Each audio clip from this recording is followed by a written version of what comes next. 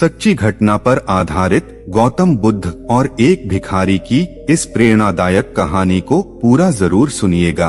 और दोस्तों, इस कहानी को और भी बारीकी से समझना चाहते हैं तो आप लोग इस कहानी को अपनी आंख बंद करके सुनिएगा, ताकि आप इस कहानी के गहराइयों में जा सके। एक बार एक भिखारी अपने जीवन से परेशान हो चुका था, क्योंकि उसे अपने जीवन को चलाने के लिए भीख मांगना पड़ता था। उसे हर एक चीज के लिए भीख मांगना पड़ता था। इसी बात को लेकर वह दुखी रहता और दिन भर यही सोचता कि उसके जीवन में बदलाव कैसे आएगा। यह सोचकर वह निराश हो जाता। वह हर दिन देखता कि बहुत सारे निराश लोग, आंखों में आंसू लिए लोग और विभिन्न चिंताओं से परेशान लोग गौतम बुद्ध की तरफ जाते और वापस लौटते समय वे लोग बहुत ही खुश होते थे। वह भिखारी यह नहीं समझ पा रहा था कि गौतम बुद्ध उनके साथ ऐसा क्या करते थे कि वे बेहद खुश हो जाते थे। वापस लौटते हुए लोगों के हाथों में न तो ढेर सारे पैसे होते थे और न ही सोने चांदी। तो फिर ऐसा क्या होता था कि लोग बुद्ध के पास से लौटते वक्त इतना खुश हो जाते थे। यह सब सोचकर वह भिखारी भी निर्णय लेता है कि वह भी महात्मा बुद्ध के पास जाएगा और देखेगा कि वहाँ ऐसा क्या हो रहा है कि दुखी लोग उनके पास जाकर इतने खुश हो जाते हैं।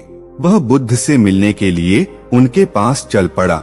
जहाँ बुद्ध मौजूद थे वहाँ बहुत लंबी लाइन लगी हुई थी। वह भिखारी भी लाइन में लग गया और लाइन में लगकर अपनी बारी का इंतजार करने लगा। देखते ही देखते उसकी बारी आई और उसने बुद्ध से कहा, बुद्ध, मैं बहुत ही गरीब हूँ, मेरे पास कुछ भी नहीं है।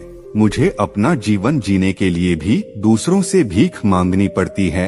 अब आप ही बताइए कि मैं अपने जीवन को कैसे बेहतर कर सकता हूँ। यह सब सुनकर बुद्ध ने कहा, तुम गरीब नहीं हो, तुम्हें ऐसा लगता है क्योंकि आज तक कभी तुमने किसी के लिए कुछ भी नहीं किया, न ही तुमने कभी किसी को दान दिया, न ही तुमने दूसरों के लिए कुछ किया। यह सब सुनकर भिखारी के मन में एक आशंका जाग उठी। अपनी आशंका को दूर करने के लिए भिखारी ने पूछा, मैं तो एक भिखारी हूँ, मैं लोगों को दान कैसे दे सकता हूँ और कैसे लोगों की सहायता कर सकता हूँ? मुझे तो खुद अपना जीवन चलाने के लिए दूसरों से मांगना पड़ता है। यह सब सुनने के बाद गौतम बुद्ध थोड़ी देर तक चुप रहे और फिर उससे बोले, तुम्हारे पास हाथ हैं जिसे तुम लोगों की सेवा में लगा सकते हो और दूसरों का भला कर सकते हो। इसके अलावा तुम्हारे पास मुंह है जिससे तुम लोगों से अच्छी अच्छी बातें कर सकते हो और दूसरों का हौसला बढ़ा सकते हो। यह सब करके भी तुम दूसरों की सहायता कर सकते हो। जरूरी नहीं कि दान सिर्फ पैसों से किया जाए। हम चाहे तो हम शिक्षा का भी दान कर सकते हैं, चाहे तो अन्न का भी दान कर सकते हैं। ऊपर वाले ने अगर किसी को पूर्णता अच्छा शरीर भी दिया है तो वह गरीब नहीं है, बस उसका दिमाग गरीब है। उसे इस विचार से हटकर दूसरों की सेवा में लगना चाहिए।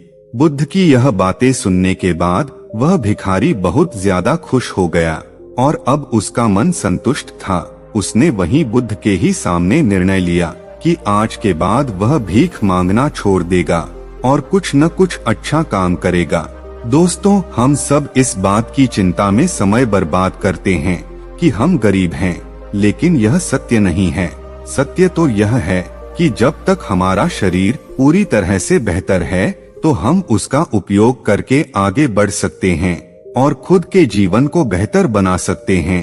अगर कोई व्यक्ति सिर्फ अपनी गरीबी पर ध्यान दे और उसे बदलने की कोशिश न करे तो वह मूर्ख है। इसके अलावा हमें इस कहानी से यह भी सीख मिलती है कि दान सिर्फ धन का ही नहीं, शिक्षा, भोजन, अच्छे विचार आदि का भी किया जा सकता है। अगर आपके पास धन नहीं है तो आप शिक्षा का दान कर सकते हैं या फिर आप दूसरों के लिए अच्छे विचारों का भी दान कर सकते हैं और इन दानों से अंततः हमारे समाज की भलाई ही होती है और हमारा समाज बेहतर बनता है। दोस्तों, आज की वीडियो में बस इतना ही। हमें आशा है कि आप लोगों को यह वीडियो बहुत ही हेल्पफुल लगी होगी और आप लोग समझ गए होंगे कि जिसके पास अच्छा खासा शरीर है, हाथ पांव है, वह व्यक्ति गरीब नहीं है, बल्कि अपने आप में अमीर है। दोस्तों, आगे भी ऐसी प्रेरणादायक कहानी देखने और सुनने के लिए वीडियो को लाइक करके अपने परिवार के साथ शेयर करें और हमारे चैनल बुद्धा इनसाइड वर्ल्ड को सब्सक्राइब करके बेल नोटिफिकेशन को ऑल पे सेट करें। धन्यवाद दोस्तों। बुद्धाय नमो नमो।